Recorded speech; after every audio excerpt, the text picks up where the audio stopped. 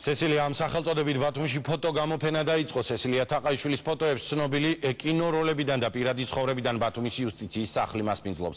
გამოფენა მსახიობის 105 წლის იუბილეს აღნიშნავს და ექსპოზიციაზე 80 ფოტოა წარმოდგენილი. დღეს მისულ დამთვალიერებელს სურათებთან ერთად სესილია თაყაიშვილის ვიდეო ნარკვევის ხილვის შესაძლებლობაც მიეცა. გამოფენა იუსტიციის სახლში ერთი კვირა გაგრძელდება, მისი ნახვა კი ნებისმიერი მსურველისათვის არის შესაძლებელი.